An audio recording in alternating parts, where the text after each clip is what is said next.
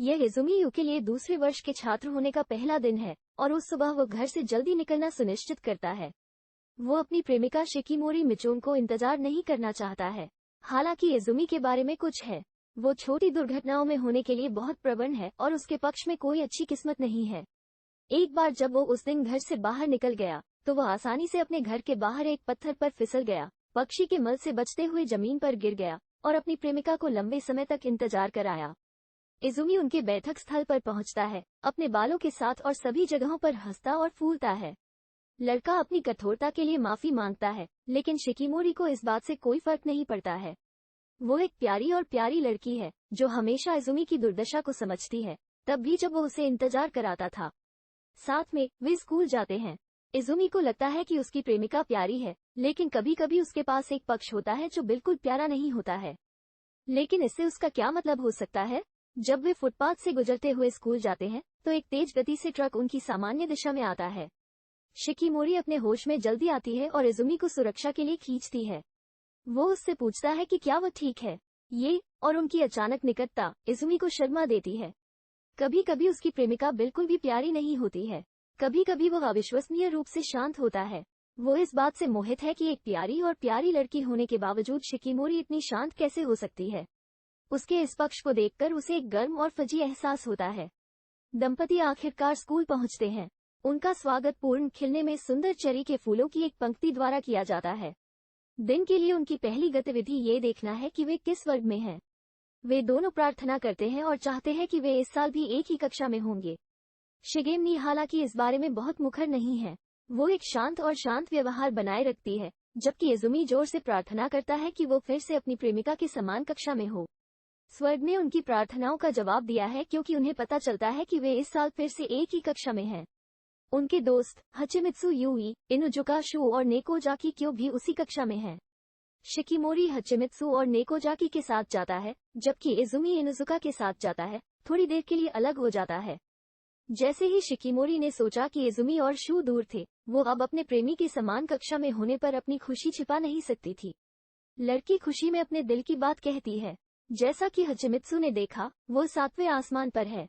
Izumi शिकिमोरी को जीत के इस छोटे से टुकड़े का जश्न मनाते हुए देखता है और राहत महसूस करता है कि वो एकमात्र ऐसा नहीं है जो ऐसा महसूस करता है। उसका चेहरा लाल हो जाता है जब उसे पता चलता है कि उसके प्रेमी ने उसे इस तरह चिल्लाते हुए देखा था। कक्षा में वे आत्म परिचय कर रहे हैं। होमरूम शिक्षक इजुमी को पहले अपना परिचय देने के लिए कहते हैं। वो अपने नाम का गलत उच्चारण करके इजुमी के बजाय इजुमी कहकर काफी छाप छोड़ता है। इजुमी की शर्मिंदगी पर पूरी कक्षा खिलखिलाती है। जबकि एक सहपाठी अपने ब्रेक के दौरान बोर्ड को साफ करता है, इरेजर अचानक इजुमी की ओर उड़ जाता है। शिकिमोरी, जो पास में है, सफलतापूर्वक बोर्ड इरेजर को अपने त्वरित सजगता के साथ इजुमी को मारने से रोकता है। यह इसके बजाय उसके सिर पर उतरता है। इजुमी हमेशा उस तरह की चीजें होने के लिए माफी मांगता है, क्योंकि वो अपनी प्रेमिका के बालों से चाक की धूल पोंछता है। शिकिमोरी इस इशारे पर शर्मा जाती है। अपनी शर्मिंदगी में वो खुद को माफ कर देती है और टॉयलेट में चली जाती है। जबकि शिकिमोरी दूर है, कुछ सहपाठी इजुमी से संपर्क करते हैं, पूछते हैं कि इतने सुस्त होने के बावजूद उसकी इतनी प्यारी प्रेमिका क्यों है। वे उसे सावधान रहने के लिए भी कहते हैं क्योंकि उसकी बुरी किस्मत शिकिमोरी को भी प्रभावित कर सकती है। शिकिमोरी, जो अभी टॉयलेट से आया था, ये सुनता है। वो आती है और इजुमी को बताती है कि वो बाहर जाना चाहती है। जाने से पहले, हालांकि, वो अपने सहपाठियों को घूरती है, अपने प्रेमी की ओर से गुस्सा करती है। लड़के अभी भी उससे डरते हैं, ये कहते हुए कि वो गुस्से में भी सुंदर दिखती है। क्या ईर्ष्यालु सिम्स का एक झुंड है। इस बीच शिकिमोरी इजुमी से कहता है कि वो अपने सहपाठियों के शब्दों के बारे में चिंता न करे। फिर भी इजुमी इससे बिल्कुल परेशान नहीं है। स्कूल के बाद इनुजुका इजुमी को बाहर घूमने के लिए आमंत्रित करती है।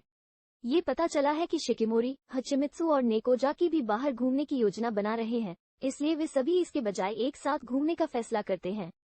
समूह गेंदबाजी करने का फैसला करता है। गली में इनुजुका और नेकोजाकी दोनों उत्साही और प्रतिस्पर्धी मूड में हैं। अन्य लोग उन्हें पाइप करने के लिए कहते हैं, जो वे शुक्र से करते हैं। एक दूसरे से बात करते हुए इजुमी चौंक जाता है जब वो शिकिमोरी की झपकी देखता है। उसकी प्रेमिका अपने बालों को ऊपर रखती है ताकि जब वे खेल रहे हों तो ये रास्ते में न आए। इस वजह से वो इतना घबरा गया है कि वो इनुजुका को अपनी गेंदों को प्राप्त करने के लिए उसके साथ जाने के लिए कहता है।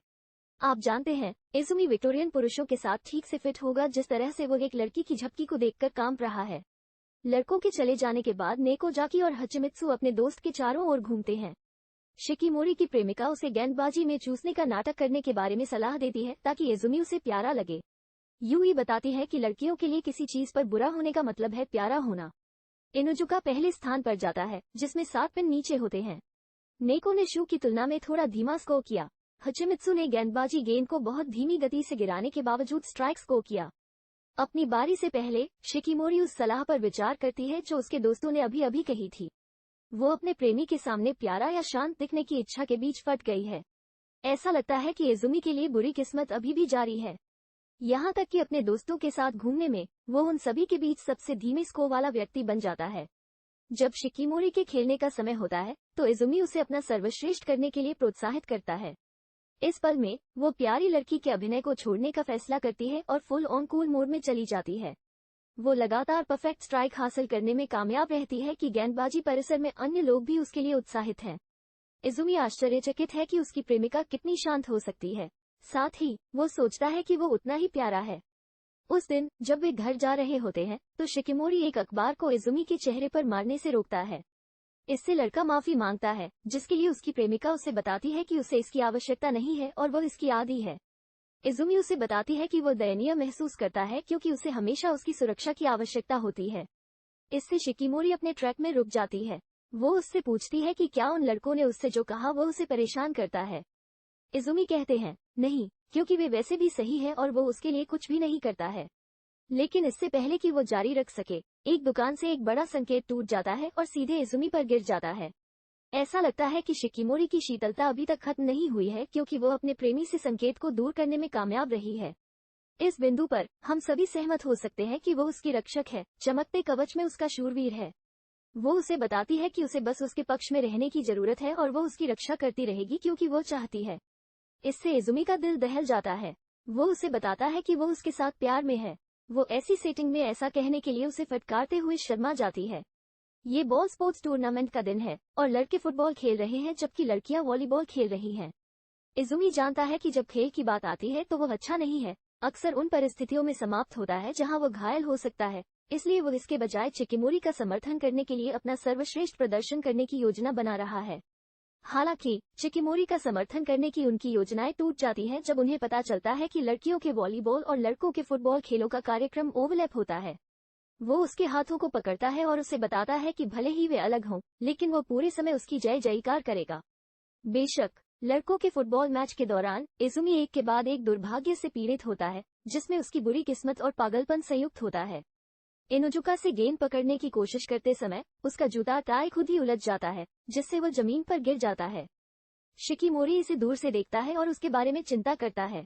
एक अन्य उदाहरण में वो गेंद को केवल इसलिए किक करने की कोशिश करता है ताकि वो हवा के तेज झोंके से उड़ जाए।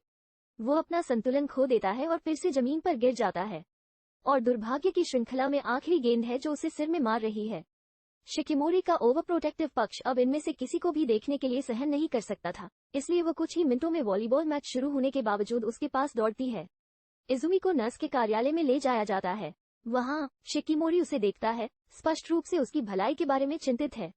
वो उसे बताता है कि वो ठीक है, लेकिन वह ये जानकर निराश महसूस करता है कि उसने उसे फिर से चिंता में डाल दिया है। जैसे ही वो अपने बालों के माध्यम से अपनी उंगलियां चलाती है, वो उसके माथे पर एक बड़ा निशान देखती है। तो इजुमी उसे बताता है कि वो अतीत में कुछ बहुत बुरी चोटों से पीड़ित है। वो कहती है कि उसे बस उसके साथ रहना चाहिए क्योंकि वो उसके बारे में बहुत चिंतित है। जैसे ही शिकिमोरी अपने वॉलीबॉल मैच में जाने वाली होती है, इजुमी कहती है कि वह भी उसकी रक्षा कर सकता है। उसकी प्रेमिका उसे जवाब देकर चिढ़ाती है कि शायद वो उसके साथ कवर के नीचे छिप सकती है और खेल छोड़ सकती है। यह इजुमी को पकड़ लेता है, जिससे उसका चेहरा लाल हो जाता है। वो हंसती है और फिर अपने मैच के लिए निकल जाती है। लड़कियों के वॉलीबॉल खेल में शिकिमोरी और नेको की टीम एक दुर्जेय प्रतिद्वंद्वी वॉलीबॉल क्लब के दिग्गज का सामना कर रही है। वर्तमान में उनका वर्ग हार रहा है। इजुमी और इनुजुका सही समय पर पहुंचते हैं। इजुमी अपनी हिम्मत जुटाता है और जोर से चिल्लाता है, शिकिमोरी को अपना सर्वश्रेष्ठ प्रदर्शन करने के लिए कहता है, जिससे उसे आग लग जाती है। बस उससे थोड़ा सा प्रोत्साहन उसके पूरे मूड को पूर्ण नॉन प्रतिस्पर्धी मोड में सेट कर सकता है। शिकिमोरी के प्रयासों के साथ और टीम के अन्य सदस्यों के साथ उनकी कक्षा सफलतापूर्वक मैच जीतती है। इजुमी उसे बधाई देती है, उसका हाथ पकड़कर उसे बताती है कि उसने शानदार काम किया है। फिर से चौंकते हुए उसकी आवाज हिलती है क्योंकि वो जवाब देती है कि उसने केवल इसलिए अच्छा किया क्योंकि वो उसके लिए जयकार कर रहा था। वो उल्लेख करता है कि वो बहुत एथलेटिक है, जबकि दूसरी ओर उसे फुटबॉल मैच में जल्दी बाहर निकलना पड़ा। वो उसे आश्वस्त करती है कि जब वो अपनी पूरी कोशिश कर रहा होता है तो वो बहुत अच्छा दिखता है। अपनी प्रेमिका द्वारा प्रशंसा किए जाने से वो खुश हो जाता है और उस पर थोड़ा शर्मीला हो जाता है। वॉलीबॉल मैच के कारण शिकिमोरी को कई प्रशंसकों की आवश्यकता है। वे सभी इजुमी को देखने तक चित्र और ऑटोग्राफ मांगते हैं। प्रशंसक पूछते हैं कि क्या वो उसका प्रेमी है, और उन्हें एहसास होता है कि वो कुछ दिनों बाद उनके ब्रेक के दौरान शिकिमोरी अभी भी अपने कुछ प्रशंसकों से घिरी हुई है। वे उस पर मोहित हो रहे हैं, कुछ ने उसे अपने साथ खाने के लिए भी आमंत्रित किया है। यहाँ तक कि नेकोजाकी के अपने प्रशंसक भी हैं। ऐसा लग रहा है कि वॉलीबॉल मैच का दोनों पर काफी असर पड़ा है। हालांकि यह इजुमी के लिए एक समस्या है। वो शिकिमोरी के करीब भी नहीं जा सकते क्योंकि वो लगातार अपने प्रशंसकों से घिरी रहती है। जबकि इजुमी और इनुजुका खिड़की के पास खड़े हैं, एक गेंद इजुमी की ओर उड़ती हुई आती है। इनुजुका उसे रास्ते से बाहर धकेलकर इसके बजाय उसके चेहरे को मारकर उसकी रक्षा करती है। शिकिमोरी इस बात को नोटिस करता है और इजुमी के बहुत करीब होने के लिए इनुजुका से ईर्ष्या करता है। उसके पक्ष में उसके बिना उसके पास कुछ दुर्भाग्य थे और उसकी रक्षा करने के लिए दूसरे लड़के के अलावा कोई नहीं था। स्कूल के अगले दिन इजुमी खुद से चलता है, गहरी सोच में।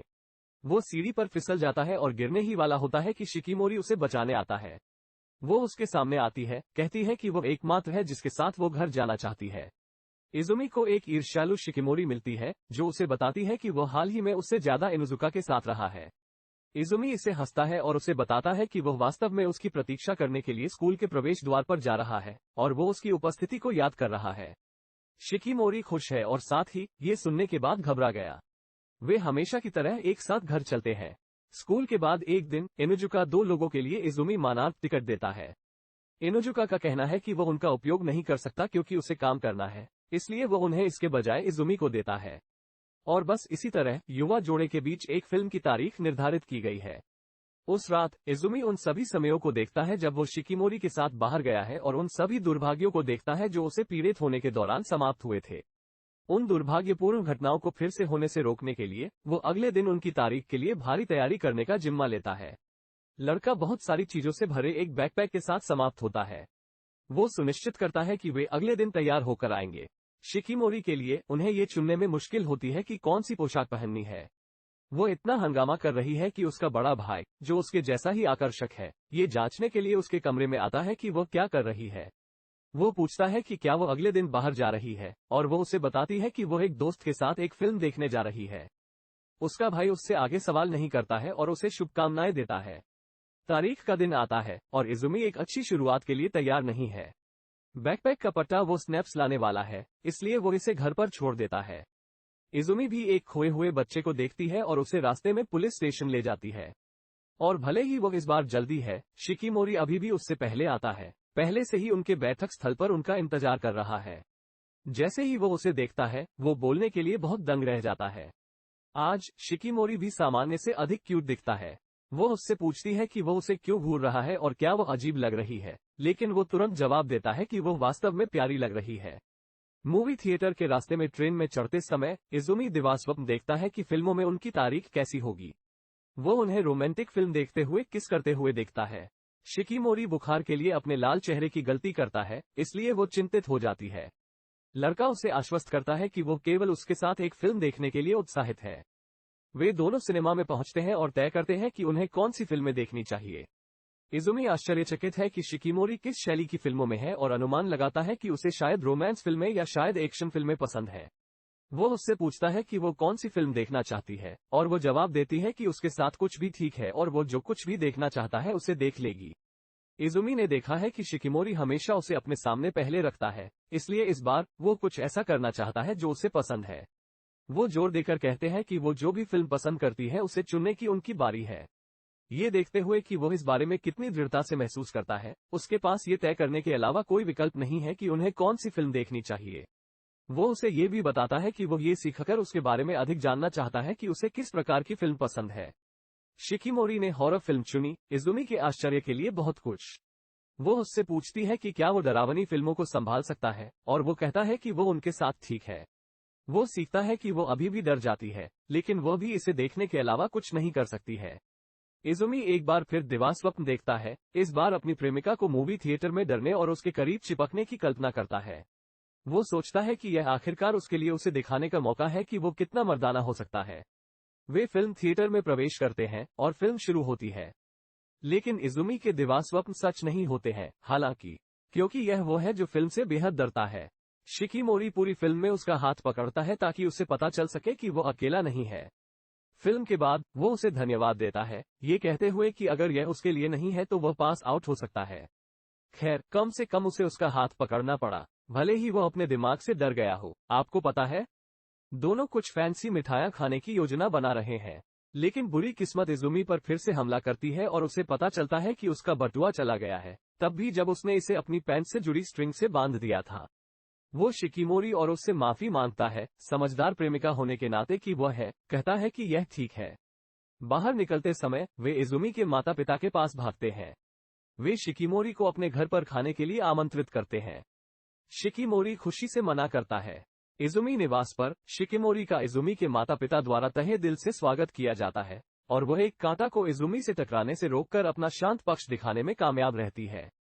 कांटा उड़ गया जब उसकी मां ने उन चिमटे को गिरा दिया जो वो पकड़ रही थी। खैर, अब हम जानते हैं कि दुर्भाग्य वंशानुगत है। उसके माता पिता इसे देखते हैं और वे आश्चर्यचकित होते हैं। वे उसे खराब करते हैं और उसे अपने कुछ बेहतरीन व्यंजन परोसते हैं। शिकीमोरी उन्हें बताती है कि भोजन स्वादिष्ट है और इसे एक रेस्तरां में परोसा जा सकता है। उसके माता पिता उसे आश्वासन देते हैं कि किसी भी समय उनके घर आने के लिए उसका स्वागत है। इजुमी ने उल्लेख किया है कि कैसे शिकीमोरी बिल्कुल भी घबराई हुई नहीं है, लेकिन वह शर्माते हुए जवाब देती है कि जब वह अपने प्रेमी के घर में होती है तो वह कैसे घबरा नहीं सकती है। इजुमी के पिता ये सुनते हैं, उन्हें बताते हैं कि उन्हें कितना गर्व था कि उन्होंने उसके सामने फ्लर्ट किया। एक अच्छा भोजन करने के बाद इजुमी सो रहा है। शिकीमोरी व्यंजनों के साथ अपनी मां की मदद करने की पेशकश करता है। उसकी मां उसके साथ रहने के लिए उसे धन्यवाद देती है। फिर वो शिकीमोरी से एक एहसान मांगती है ताकि वो उसके साथ अपना धैर्य न खोए। इजुमी की मां कहती है कि उसकी बुरी किस्मत ने शिकीमोरी को भी कठिनाइयों में लाया होगा, लेकिन वह जवाब देती है कि वह इसे इस तरह से नहीं सोचती है और दुर्भाग्यपूर्ण होना उसे दयालु बनाता है। वो ये भी कहती है कि उसकी मां को चिंता करने की जरूरत नहीं है क्योंकि वो उसकी रक्षा करेगी। इजुमी के लिए अपनी भावनाओं की इस छोटी घोषणा के बाद उसकी मां अवाक रह जाती है और यहाँ तक कि कहती है कि वो चाहती है कि शिकीमोरी उसकी प्रेमिका होती। और इजुमी के पिता ने पूरी बात सुनी है और मजाक किया है कि उसकी पत्नी उसके सामने अफेयर कर रही है। शिकीमोरी इतनी शांत है कि माता पिता भी उससे प्रभावित होते हैं। हालांकि इजुमी को हमेशा बुरी किस्मत का अभिशाप लगता है जहां भी वह जाता है। वह भाग्यशाली है जब उसकी प्रेमिका की बात आती है। वो सिर्फ एक क्यूटी नहीं है, वो अविश्वसनीय रूप से